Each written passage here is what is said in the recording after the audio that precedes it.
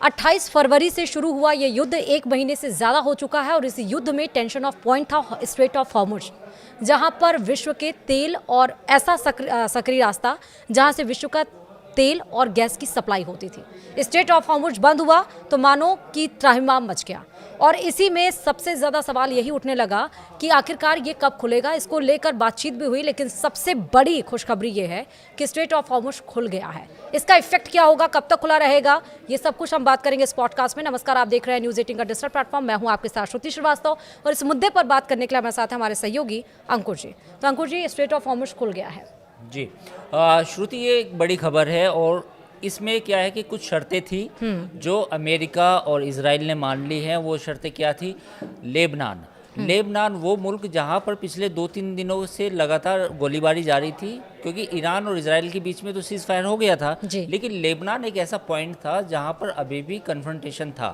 उसकी वजह ये थी कि ईरान ने साफ तौर पर कहा था कि हम स्ट्रेट ऑफ हॉर्मुज को तब खोलेंगे जब लेबनान पर इजराइल अटैक करना बंद करेगा। बिल्कुल। और वो शर्त कह लें आप या कुछ भी कंडीशन कह लें, वो आखिरकार अमेरिका और इजराइल ने मान ली है मोटे मोटे तौर पर।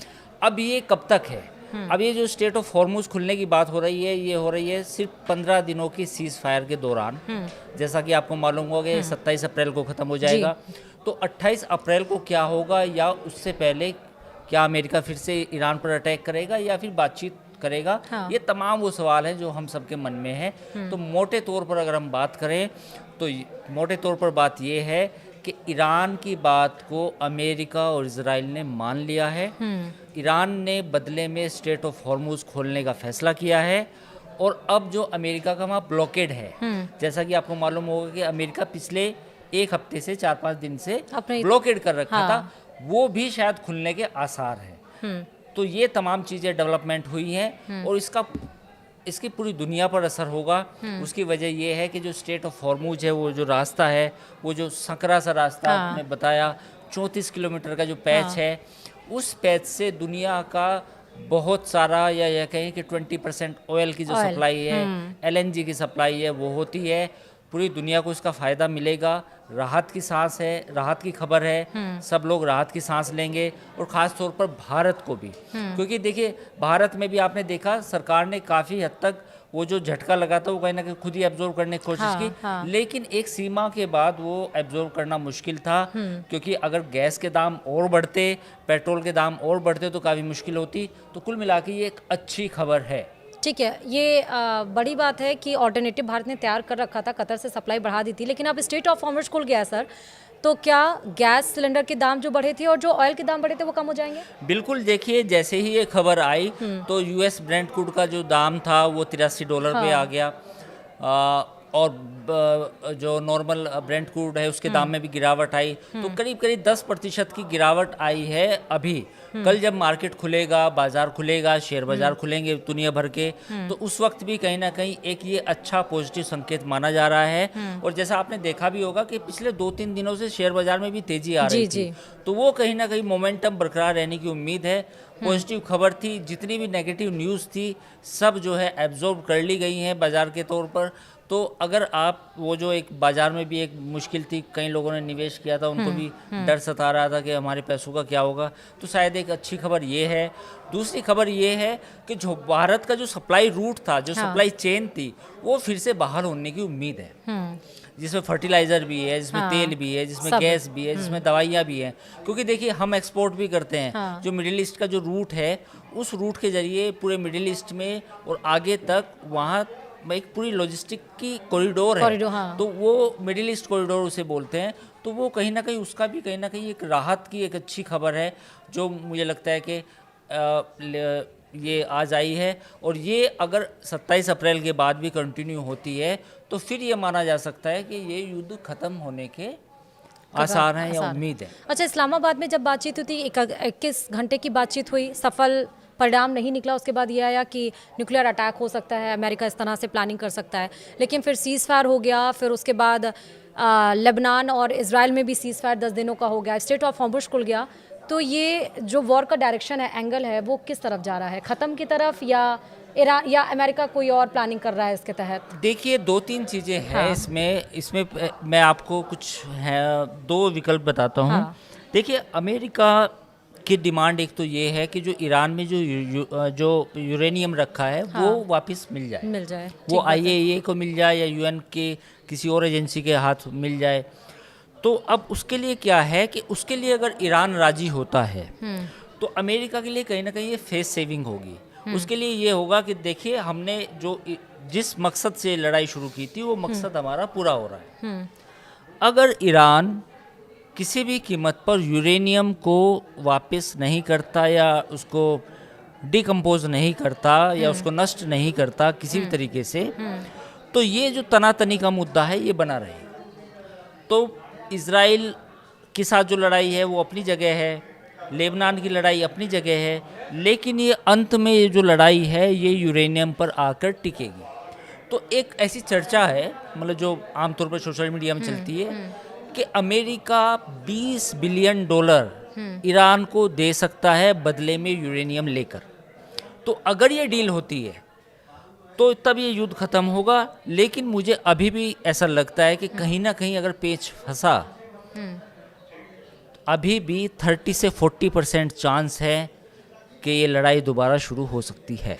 अच्छा, स्ट्रेट ऑफ हॉर्मुज़ खुल गया तो जो टोल टैक्स ईरान के द्वारा लिया जा रहा था अब नहीं लिया जाएगा? देखिए, ये तो एक हाँ। टेम्परेरी मेजरमेंट है। हाँ। ये ऐसा नहीं है कि टोल वाली जो बात थी ईरान ने वो वापस ले ली। हाँ। ये केवल 27 तारीख तक की एक व्यवस्था है। हाँ। 27 तारीख तक आप जितना भी तेल जो भी सामान है वो जा सकता है। इस दौरान अमेरिका के साथ बातचीत होगी।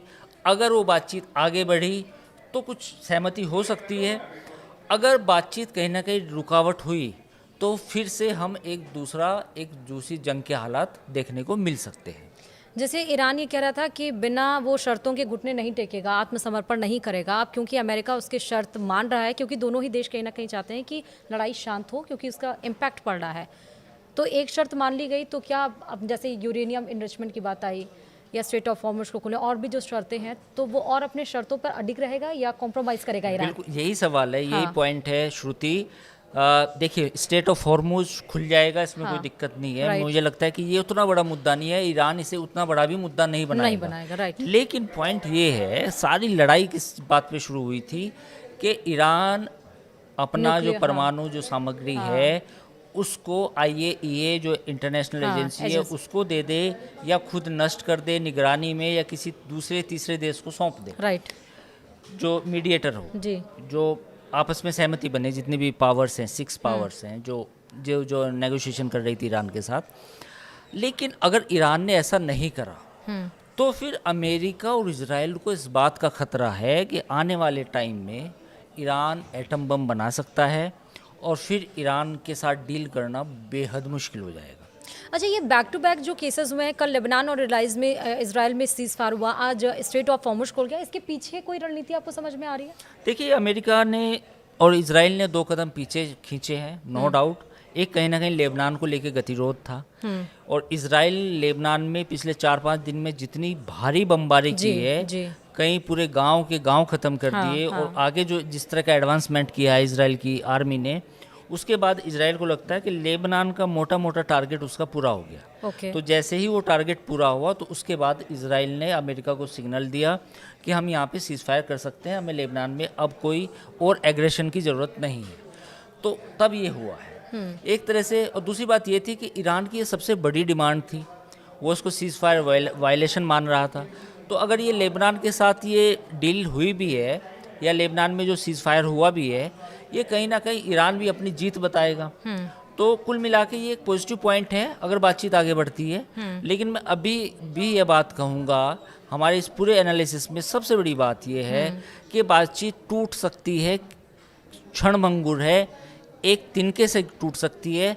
अगर ईरान अपना यूरेनियम जो उसने तैयार किया है, जो 60% है, और एक एटम बम के लिए मोर देन 90% चाहिए, मतलब एक इनरिचमेंट जो है, हाँ। तो 60% इनरिच्ड जो यूरेनियम है उसका क्या होगा, वो एक पेंच फंसा हुआ है जिस पर सहमति नहीं लेकिन बनी। सर मेरा इसमें लास्ट क्वेश्चन है, जब सीज फायर हुआ था तो डोनाल्ड ट्रंप की तरफ से एक बयान आया था कि अब अमेरिका और ईरान एक साथ मिलकर काम करेंगे और सैटेलाइट से निगरानी रखी जाएगी, तो उस स्टेटमेंट का फिर क्या मतलब हुआ? देखिए, डोनाल्ड ट्रंप के बयान की बात मतलब वो एक हाँ। अलग मामला है। डोनाल्ड ट्रंप तो अभी एक बाइट अभी मैं कहीं देख रहा था जिसमें वो कह रहे थे Iran, we have a great relationship with the Iran. ओ, तो वो तो कुछ भी हो सकता है। तो उस बात की बजाय ध्यान देने के जो बाकी उनका पूरी सोच है, पूरे जो उनके आसपास के लोग हैं या उनका डीप स्टेट है, वो ये सोचता है, और जो इज़राइल है, इज़राइल की जो लॉबी है अमेरिका में, वो इस बात को मानती है कि ईरान के पास किसी भी कीमत पर परमाणु हथियार नहीं होंगे